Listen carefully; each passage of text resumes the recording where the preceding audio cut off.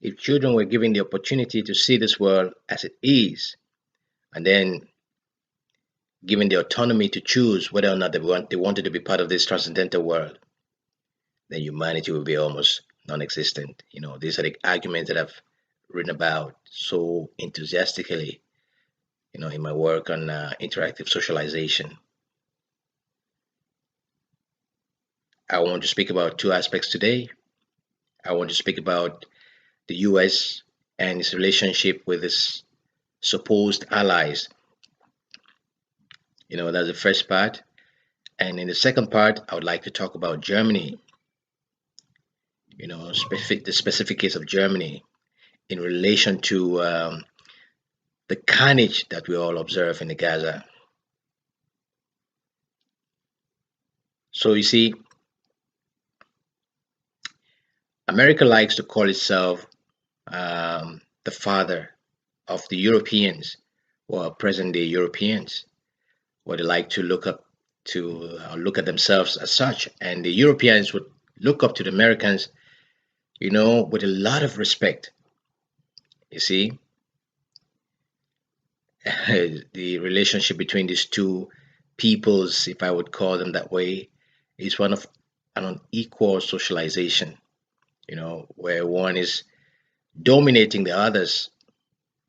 You know, America has proven to be the antipathetic antagonist, which is going around antagonizing everyone, antagonizing even its supposed allies. Now, the Europeans, as I've always said, like to see themselves as allies of the US, and the US calls them our allies of Europe. You know, what a way to look at things. The word ally itself presupposes a certain amount of dignity. It presupposes cooperation between people.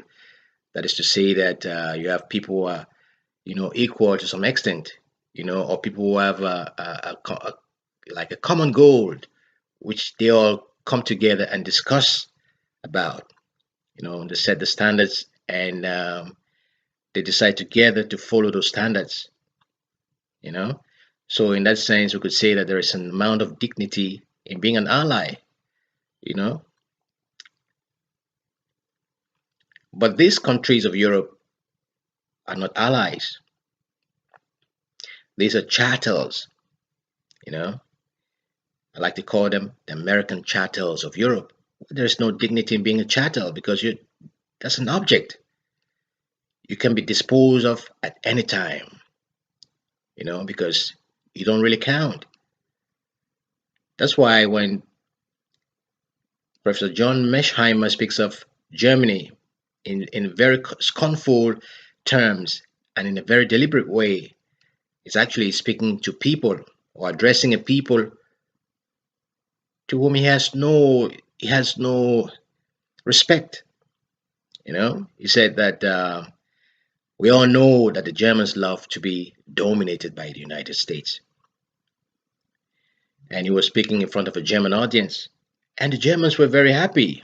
They were laughing about they were laughing about the or laughing when he said that made that statement. That was something to be ashamed of. But when you're not an ally, when you're a chattel, you do not really understand that.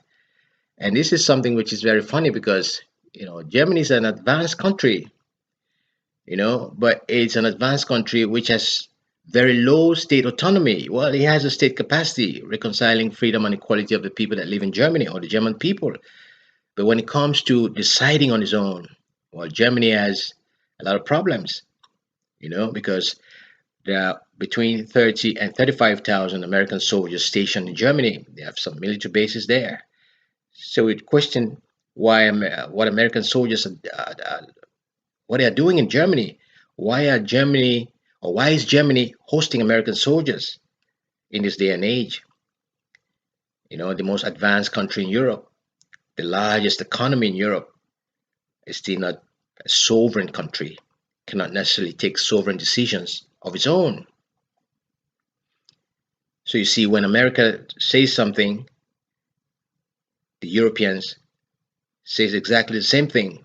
You scarcely find a country which is going to stand on its feet and say, no, we beg to differ with you on this aspect, you know.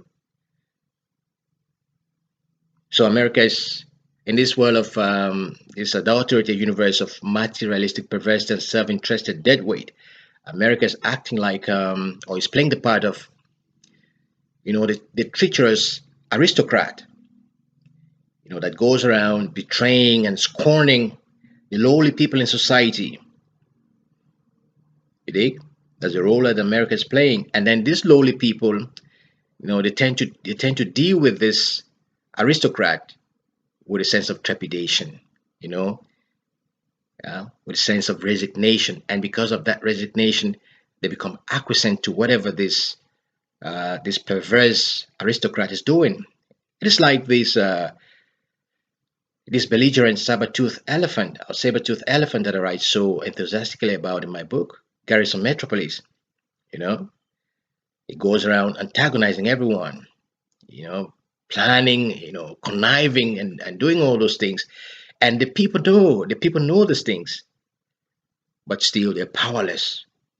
They're powerless, or they deal with this, or their interaction with this adulterator, uh, the aristocrat, you know, is governed by powerlessness and marginalization. In a word, oppression and domination.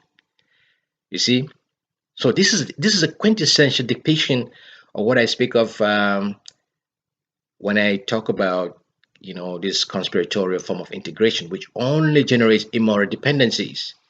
You see, the Americans have created this system of an equal socialization where they themselves sit at the top, and the European nations are nowhere to be found. They are not even, you will not even say they're at the bottom. You have to struggle to find or to locate where the Europeans are hiding. They're there, but they have no word of their own. You see, because they have the sense of fear in them, this sense of trepidation, and that trepidation actually resigns them to their own fate.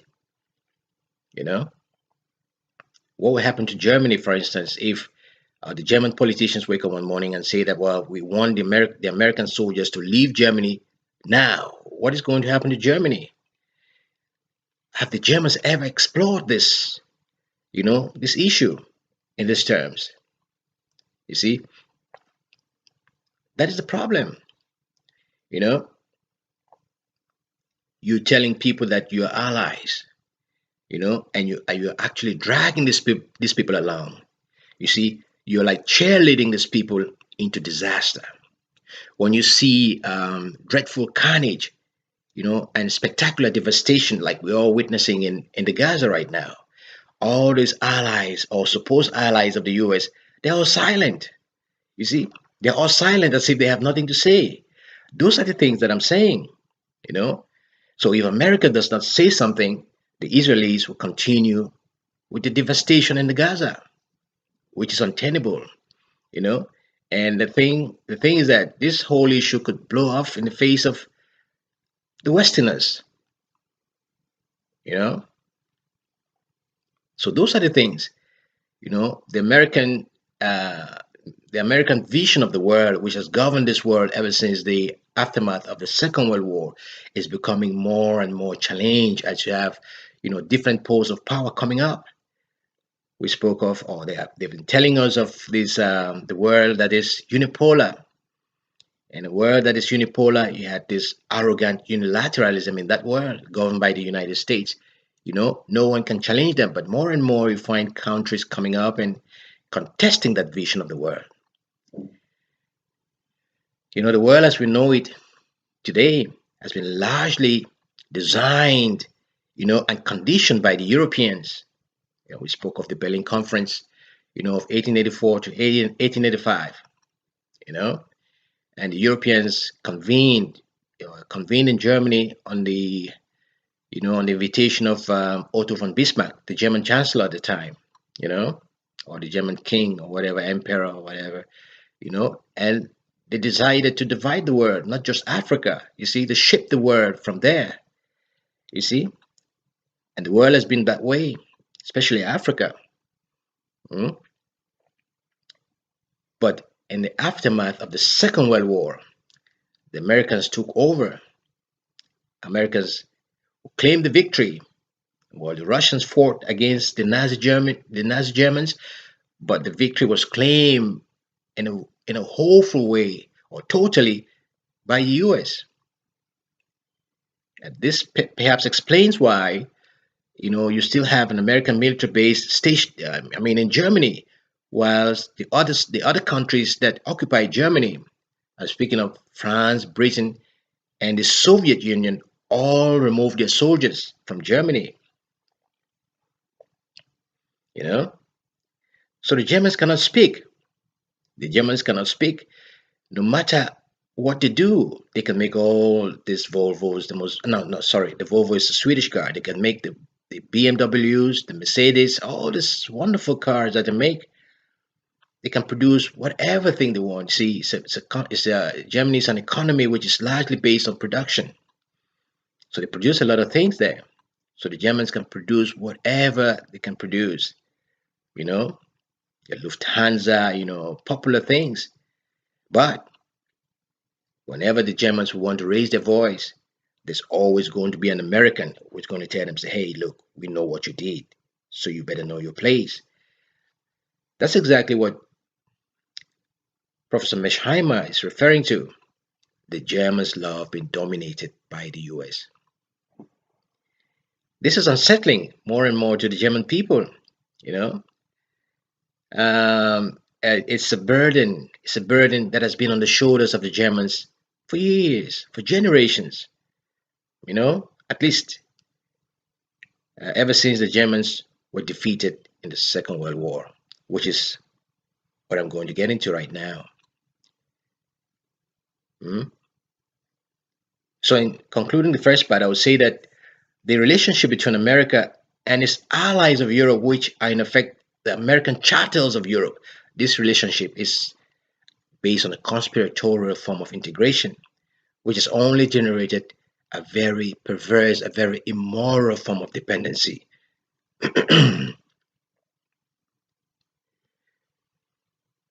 Now, we have to look at this issue of Germany itself. When you have great powers, they tell you that Germany is the largest economy in Europe. Yeah, see, wonderful country, resilient country, ingenious people.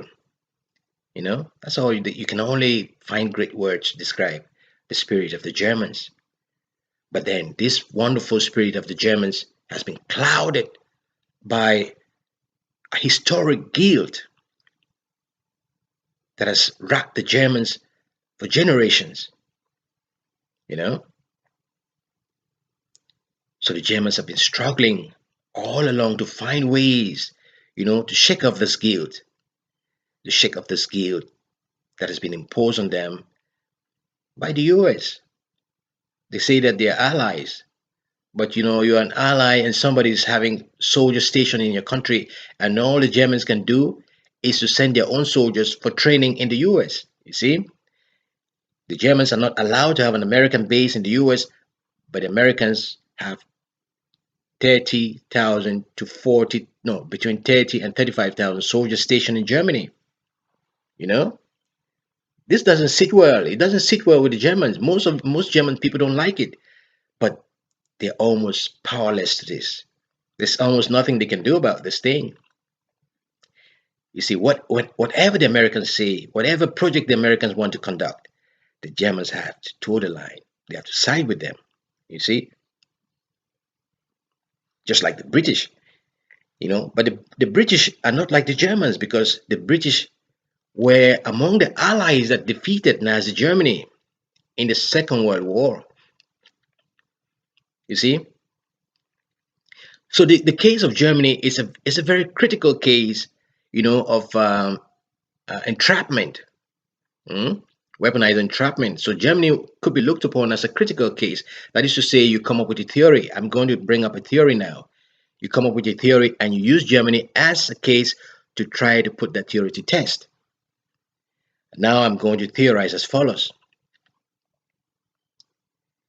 The carnage that we observe in the Gaza is something that preoccupies people. It should preoccupy the world, especially when you see the punitive extermination of little babies, by the Israelis. And no one is talking about these things, you know, what we observe over there, you know.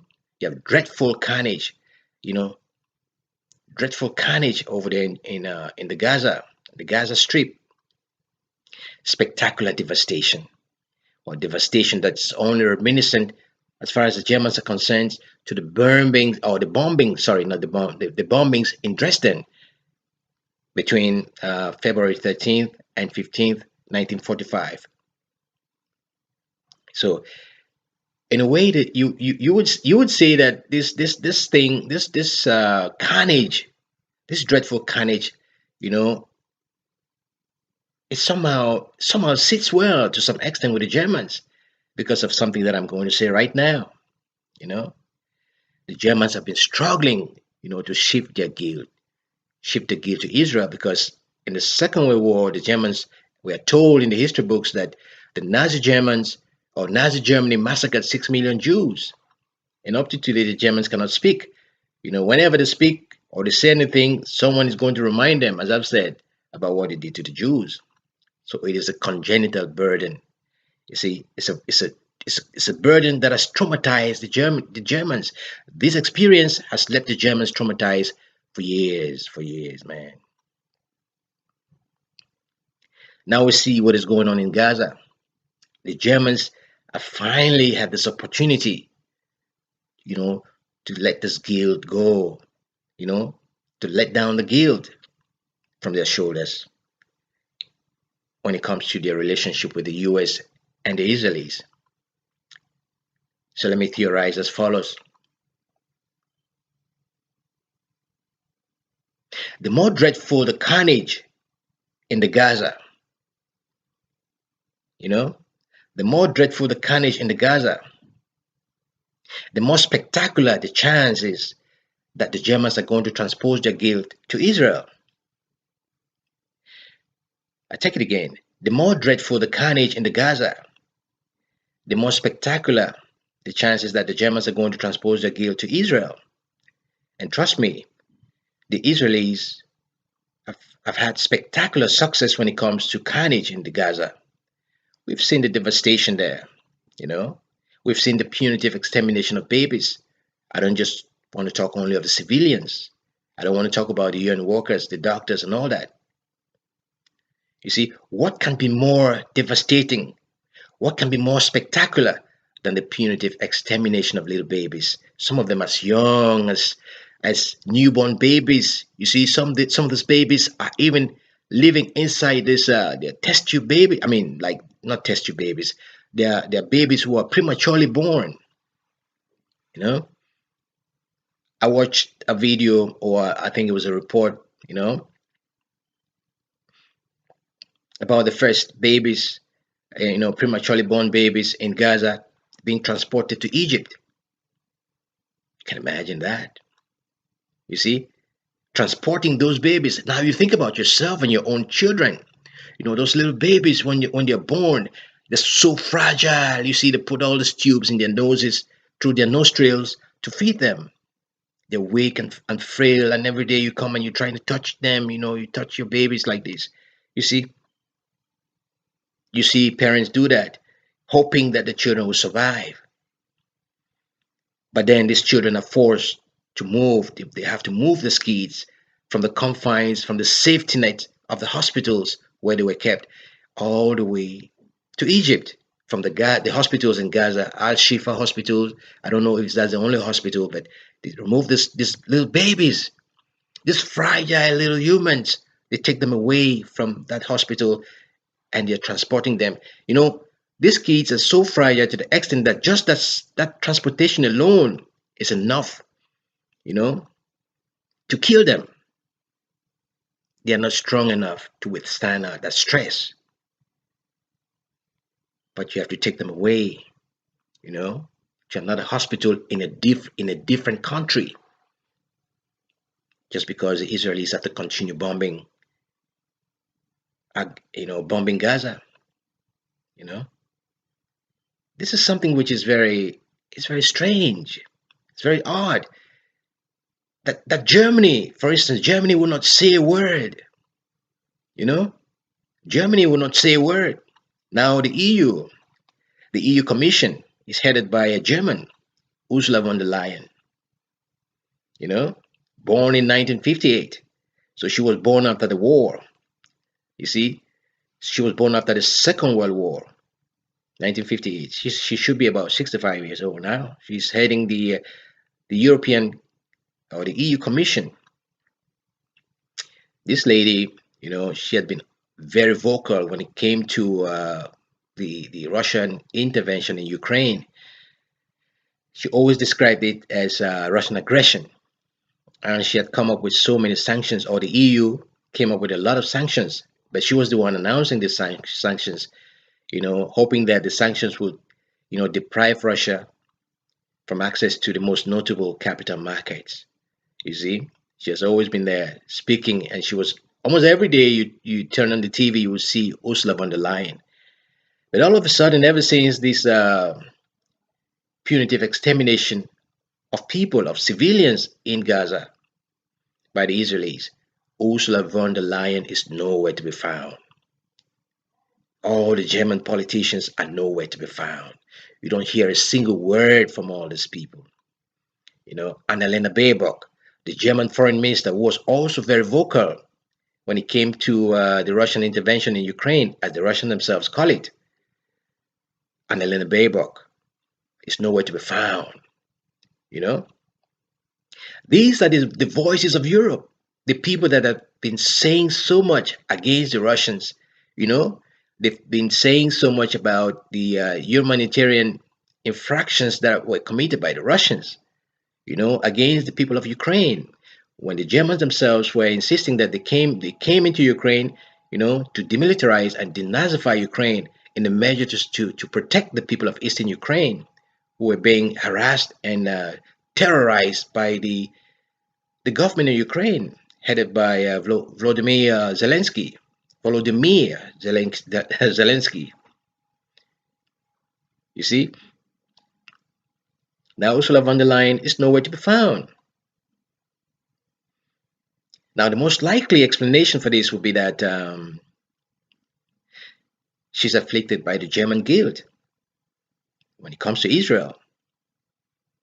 You see, because this guilt is relatively proximate to the subordination of Germany to the US and to Israel.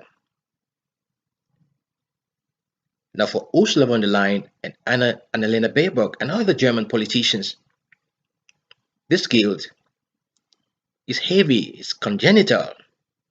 This guilt is keeping them away, making them shy away from the public view. How is it possible that such a thing is happening and the EU is not making a statement? And you can see babies being removed from Gaza and transported to Egypt. Little babies. I don't want to talk about the babies that have been massacred, brutally exterminated in a very calculated way. We are told that over 5,000 babies, including little children, have been massacred in the Gaza by the Israelis, the bombings of the Israelis. Now, the Germans, as I said before, remember the bombings in Dresden in 1945. 2 days of bombing, massive bombings. You see, oh, it was horrible. Many Germans in this day and age do not remember Dresden, but history never tells a lie. Dresden used to be considered as one of Germany's most beautiful cities that was totally obliterated. At least the center of the city was totally destroyed by the British Royal Air Force and the US Air Force. 2 days of severe bombings. They devastated the whole of Dresden. That's exactly the kind of thing that we see in the Gaza right now. The Israelis have been bombing the Palestinian people totally unopposed. Not even a word from the EU, from all this, these humanitarian people, these guys that was so vocal when it came to Russian intervention in Ukraine. They're nowhere to be found. You see? So the Germans probably, again, this is my theory, they're probably looking at this as an opportunity for them to actually let go of this guilt, of the German guilt, which has been bugging them for years. It's like telling the Germans, your father was a criminal. Your father was going around stealing from everybody, robbing everybody. So whatever you have today was robbed. It's on the blood of people that your father murdered with impunity. So that guilt inside of the Germans is something that they're finding every way to shift that guilt to somebody else. And who else can that person be than to the Israeli? You know. So those are the things. So the Germans might be feeling powerless when it comes to their relation with the United States, but that powerlessness is justified. Is justified by the fact that they seem to have a sense of resignation, that makes them acquiesce to whatever is going on over there.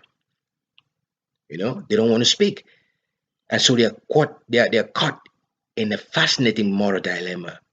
The Germans are caught in a real quandary, which is going to be very difficult for them to get out of.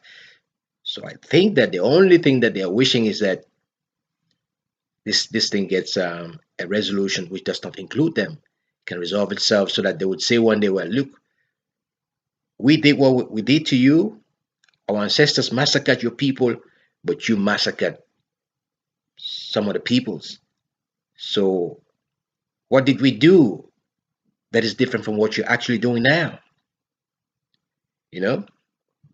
So those are the things that people have to, reflect on. You know, I mean, as I contemplate on these issues, I'm thinking about Ursula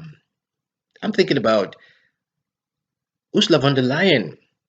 I'm thinking about her because Ursula von der Leyen is a medical doctor. You see, she's a medical personnel before she became a politician and started, she had, run some, public offices in Germany before she became the president of the EU Commission. But her trade is a medical doctor. And the most interesting thing you want to know is that she's a gynecologist, you know, specialist in treating women, you know, and you see the amount of women, the number of women that have been polished off in the Gaza by the Israelis, It's one thing to condemn it's one thing to condemn Hamas, this Hamas, they call them terrorists, that's what the Israelis call them. But the people themselves they look upon themselves as freedom fighters, So we don't have to go into all that discussion now. You see, the most important thing is to save lives, to speak about saving the lives of the innocent people and to try to find a way to solve this conflict before it gets out of hand. You see, because we are getting closer and closer, you see, to an implosion, you know, getting towards a full-blown regional configuration because it's escalating gradually and gradually. It's escalating, you know. So it's a serious situation out there. The Americans are powerless, you know. The Americans don't know. They are only praying. They're praying for a resolution. At the same time, they want this resolution to happen without them having to lose face. That is the issue. That's the same thing with the Europeans who consider themselves as allies. Well, not really allies. These are chattels of the US. You know,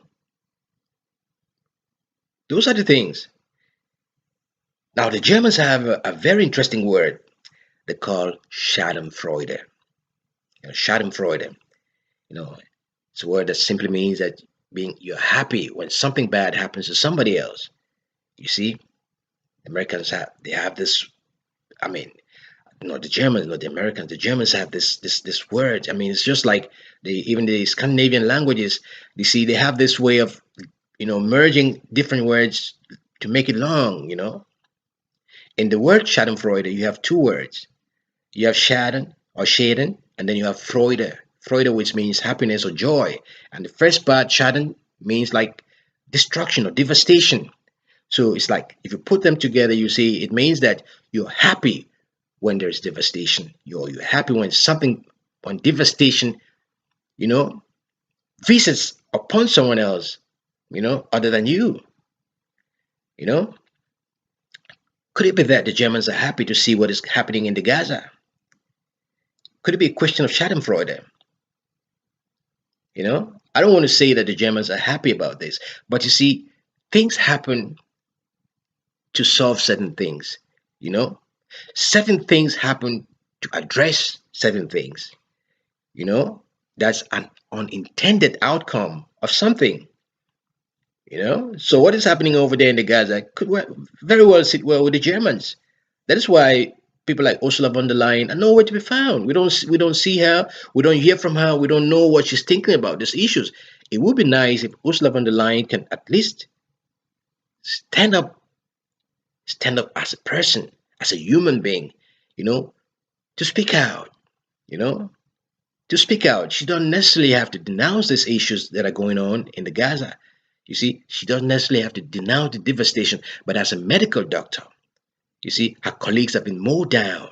You see, children have been, polished off by the bombs. You see, they remember Dresden. These people are not old enough. They're old enough to remember Dresden, even though they were not born. You see, Annalena Baerbock is about, 42, 43 years old. She was born in 1980. You see, von der Leyen herself was born in 1958, as I've said. You see, so they were not there when these bombs were being dropped in Dresden, but they remember the devastation. They remember the pain that this devastation left in Dresden. You see, it took years before things became normalized in Germany. But Germany is the country which is still hosting American soldiers who dropped the bombs on Germany. You see, and when these things are happening, the Germans, instead of withdrawing themselves, instead of taking a step back and say, well, look, we are traumatized by this whole experience. We don't want to be involved with this anymore. Because it is a stain in the conscience of humanity once your conscience is jolted and you do nothing about it. Once you see human suffering and you do nothing about it. You see, and you're siding with somebody who's orchestrating this pain and you do nothing about it. You see, the solution to the problem in the Gaza is not the bombs. The solution to the problem in the Gaza is all about people speak about diplomacy. Well, it's just simple. You break it down. It's about discussion. It's about dialogue, because it's only through that dialogue that you're going to get some kind of compromise. You know, and in the compromise, what's a compromise? It's all about an agreement. It's all about an agreement which is going to be respected.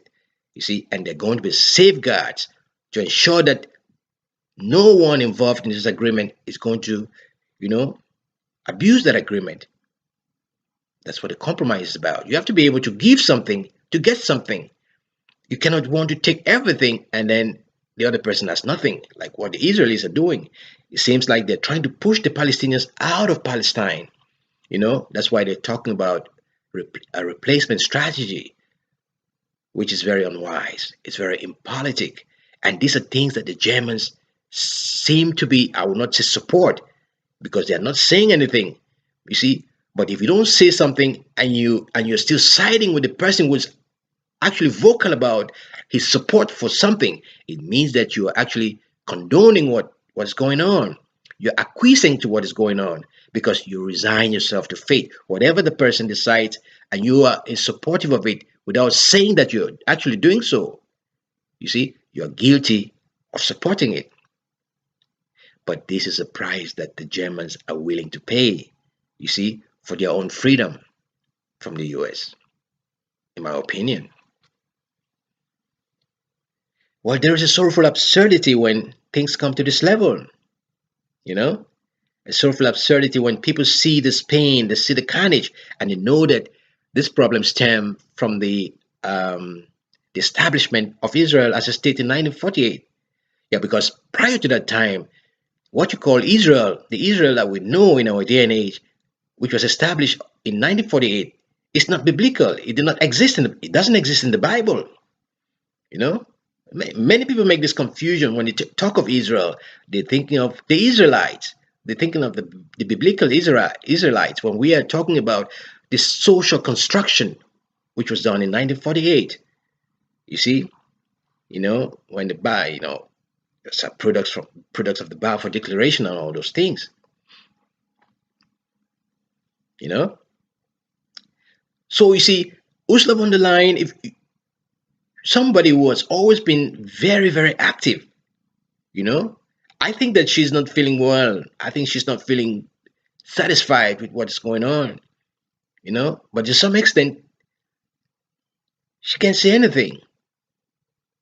She doesn't want to say anything because she's caught in a quandary, she's caught in a quandary, a moral dilemma, you know. How is she going to get out of that without losing her face, you know? So it's quite strange.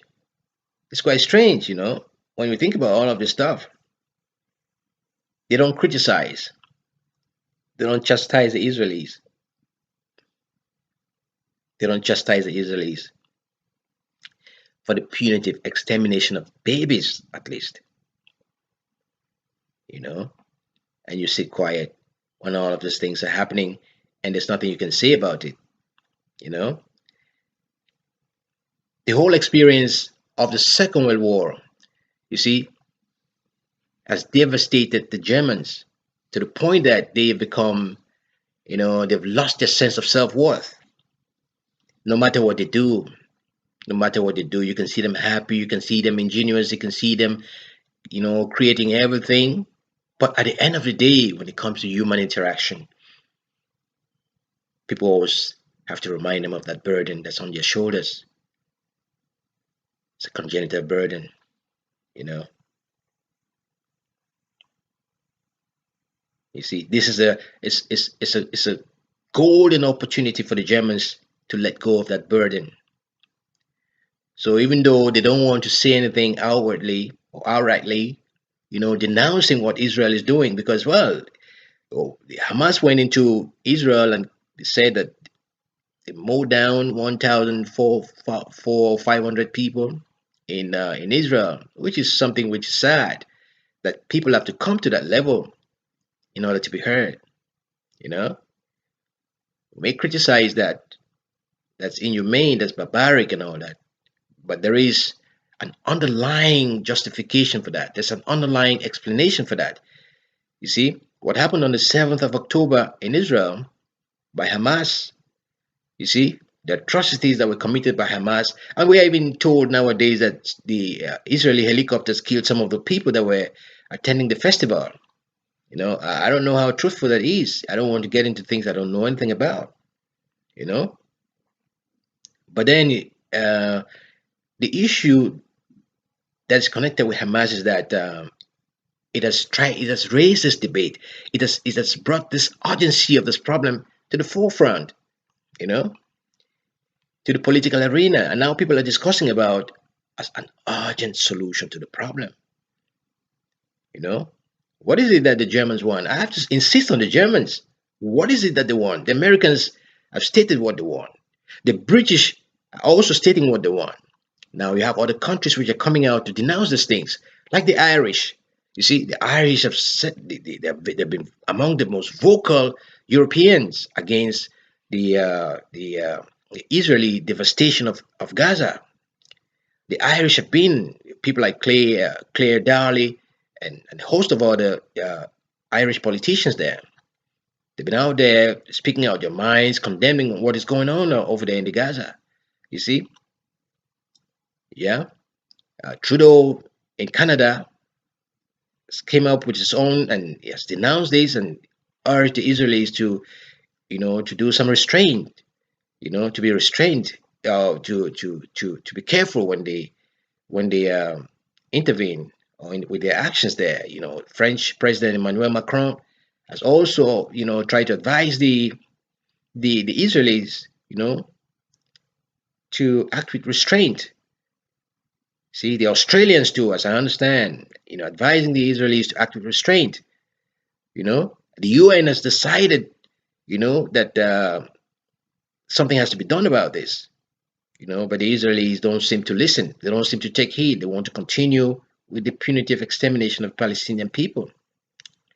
Now, the interesting thing to note here is that people like Claire Daly of the Irish Parliament, who are representing the Irish people in the European Parliament, they're always denouncing these things. All these types of atrocities are being denounced by them. But then nobody listens to them, because if you look at the European Parliament where Claire Daly and others speak, it's almost empty. Because decisions that are taken inside that parliament are often override or overridden by decisions that are taken in the Council of Ministers, which is the chamber of the EU that represents the states. You see, so this tension between those two people makes it such a way that the Council of Ministers, which represents the state, doesn't allow the European parliamentarians that object to this war to be heard. You know, so the question comes back to Ursula von der Leyen. Ursula von der Leyen, who knows exactly what is going on, because Claire Daly, in her last, I think, recent performance at the, or discussions or whatever, or speech that she made at the European Parliament, she addressed Ursula von der Leyen directly. It is her place now, Ursula von der Leyen, to come up and say something about this. But ever since then, I don't know if Ursula von der Leyen has been able to, muster the courage to come up and address all the queries that were advanced by Claire Daly toward her person. So these are the kinds of things that we are dealing with. People are dying every day. You see, the amount of carnage, you see, dreadful carnage, you see, the amount of devastation, you see, spectacular devastation in the Gaza by the Israelis, punitive extermination of people, you see, retributive massacres of humans in the Gaza there. How many people are going to be killed by the Israeli soldiers before Israel is satisfied? You see, has Israel not received its pound of flesh?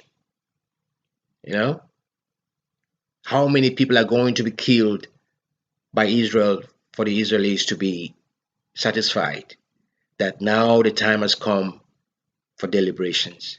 The time has come, for people to kind of sit down and think about things in a very logical, rational, and cool-headed manner, dispassionate manner. The people were talking about a two-state solution. How are you going to implement that? How are you going to implement a two-state solution? Is it about going to keep the Palestinians up there in the what is that, the West Bank, and then you remove them from what? From the Gaza Strip? Is that what you plan to do? How are you going to do that? How is that going to be acceptable? Is it returning to what you call the 1967, what is that, arrangement, or what? How are you going to do that? The first thing is that the Europeans have to make a statement. The Europeans have to make a statement. They have to make their own statement. The Europeans cannot be hiding behind Americans, you see, acquiescing with what the Americans are doing and just going along with whatever that's being said by the American people. They have to say something about these things, because if like people are talking about settler colonialism in relation to the Israeli actions in Palestine or in the Gaza, they're speaking of settler colonialism. To what extent is that going to be acceptable to the world? Because it's not just about the Palestinians now. They're talking about the creation of a Palestinian state, of a sovereign Palestinian state. So where is that state going to be located in a geographic sense? Where is that state going to be located? How are we going to create that state? Those are things that have to be discussed. And before these things can be discussed, countries like Germany, countries like France, Britain, Italy, Ireland, all these countries, Turkey, Russia, China, all of this, the US, to some extent, Canada and Australia, and even the African states, which many people undermine all the time, they have a say in all of this stuff. The Egyptians, for instance, they have a say. The Saudis, they have a say. It's not only about the Israelis, except you don't want to solve the problem, or except you are not interested in finding a lasting solution to this problem. You dig? So these are the kind of things that people should bear in mind. You see? So as I've said, the Germans are actually looking towards this with a lot of mixed feelings. It's mixed feelings. On the one hand, you would say that, well, they don't want to embarrass the Americans because they are like the chattels of the US. Whatever they will say now, they cannot say what they have to say because the US will not allow them to say that. Because, as Professor John Mearsheimer stated, that the Germans love to be dominated by the US. What does it mean? It means that the Germans love to be subservient to the US. So whatever the Americans say, the Germans will not like to oppose it. You see, that's one side of the story. On the other side, you could say that the Germans actually find a sense of solace about what is going on there, because it's going to permit them to actually shift their guilt, shift this congenital guilt onto the onto the Israelis. You see, as I theorized before, because the more dreadful the carnage in the Gaza, the more spectacular the chance that the Germans are going to succeed in transposing their guilt to Israel. And the Israelis continue with their devastation. You see, it's like no one can stop them. No one can oppose them. People criticize, people make statements like what I'm doing now, but no one can stop them. Of course, they can be stopped. The Europeans can actually stop the Americans, and the Europeans have the authority. They have the authority to stop the Israelis, because it is the Europeans that are giving legitimacy to whatever the Americans are deciding, despite the fact that they are chattels of the US. They are legitimizing whatever actions that the Americans are taking, or supporting, or promoting. That's why the Americans like to hide behind this whole thing about our allies, meaning that we are not the only ones taking this. So it is not a unilateral decision. In essence, it is. It is a unilateral decision that is imposed by this perverse aristocrat in the world of materialistic perversity and self-interested deadweight. You see? So there is a sorrowful absurdity when you're calling people your allies, when in effect you're out to dominate and domesticate these people. You're dominating them and domesticating them. You're entrapping them. This famous statement by Henry Kissinger that to be a friend to the US is deadly, or to be an enemy to the US is deadly, and to be a friend to the US is fatal. Those are the things. You see, the aristocrat that goes around, the saber-toothed elephant that goes around spreading its weight around, and harassing everyone, scorning, intimidating, and tormenting everyone, antagonizing everyone, and leaving the people that it is interacting with a lot of trauma, traumatizing the people that it's dealing with. I can tell you one thing, though, that even in the US, the politicians are not sleeping at night because of this problem in the Gaza, because it is a very, very preoccupying problem. It's a preoccupying social problem that needs urgent intervention.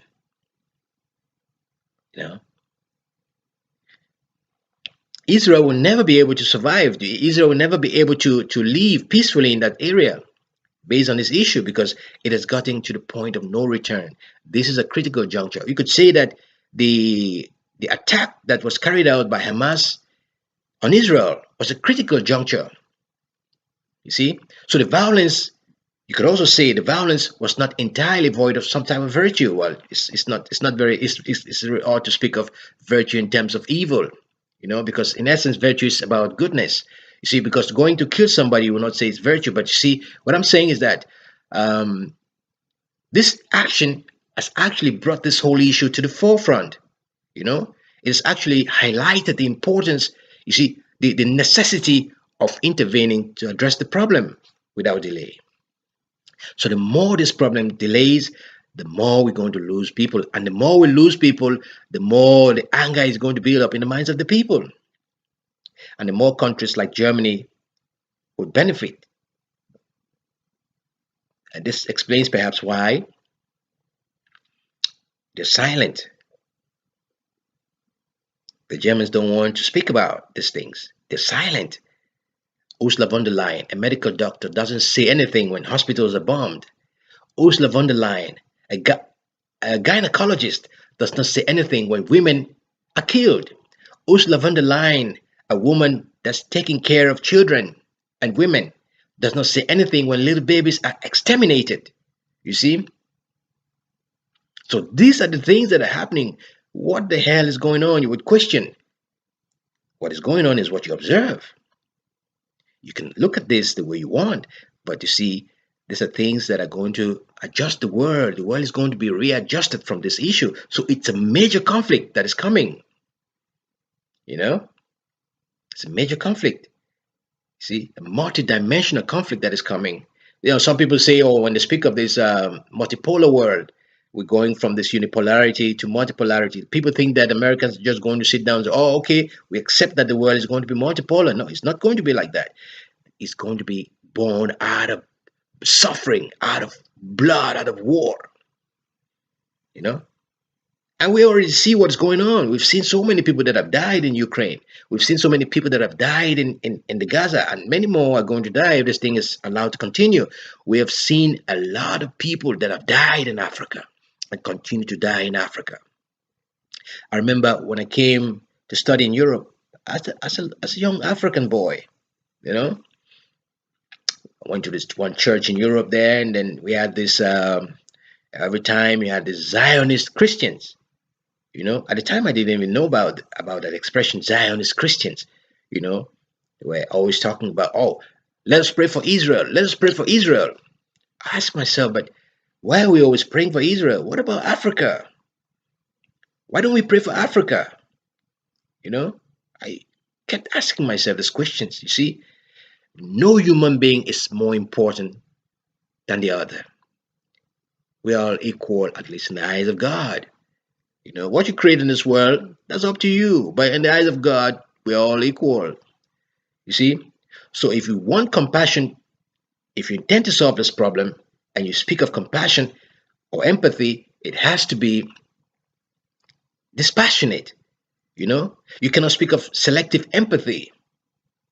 So empathy for the Israelis has to go in tandem with compassion for the Palestinian people. That is how it's supposed to be. That is how it has to be. You see? So those are the things. That's the only way. So the German case, again, I would summarize here is that it's a very peculiar one. It's a peculiar one. That's why Ursula von der Leyen is nowhere to be found. We have to go and look for this woman and ask her to come and speak out, to say what she feels, because this thing is going off hand, even though it's going to benefit the Germans in one way or the other. So we cannot continue to sit quiet. Some people will say that, oh, your voice doesn't count. Well, you see, yeah, but these are the things in the world. Because you say your voice will not count, whose voice is going to count? The people whose voice count are the people that are creating all this devastation. The people whose voice count in this world, they are the masterminders of this devastation. You see, they are the people that promote this carnage in the world. You see, this punitive extermination are promoted by people whose voices count. These are the people that govern the world, into darkness. These are the people whose voice count. The people they've created a problem which they cannot solve. But this does not mean that you as an ordinary human being cannot see some suffering somewhere and say something about this suffering. You know, speak out your mind. Ursula von der Leyen, you have to come out and speak out your mind. Whatever you say is something that you have to say. Say what you feel. Say what you think about this. Although we know that you're caught in a quandary because of the stance that you've previously taken as regards humanitarian justice. But you cannot have that humanitarian justice without egalitarian justice. You dig? Immerse yourself, Ursula von der Leyen, immerse yourself in the context of the Palestinian people, and you will generate knowledge from that context.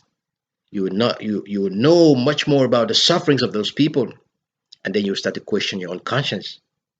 If your conscience is not jolted by the things that you discover from your own mind, then your own humanity will have to be questioned.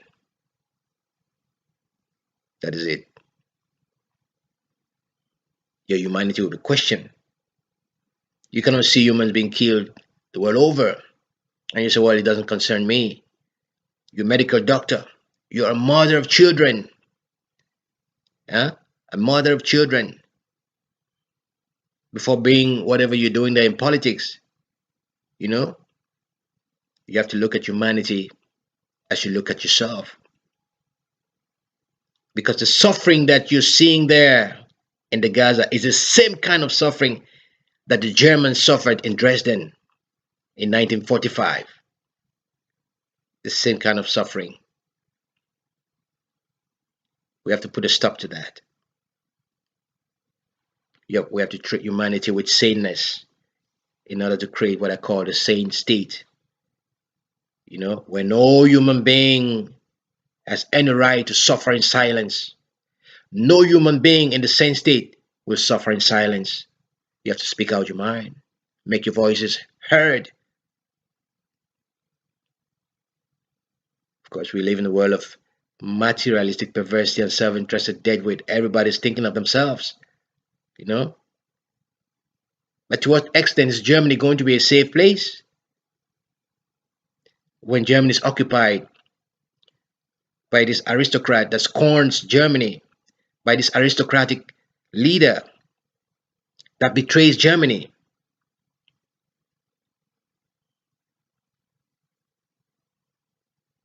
Think about those things. Deliberate on them and come up with your own resolution. Because the path in which the world is now is a very treacherous one. We all know where that path is leading us to. And we have to retrace our roots before it's too late. Schadenfreude has no place in this world. You know, the world needs love. The world needs healing. The world needs interdependence. The world needs deliberation. The world needs compassion. The world needs peace. And that peace is to be born out of violence. So we could say that violence is not entirely void of virtue. I'll leave it at that.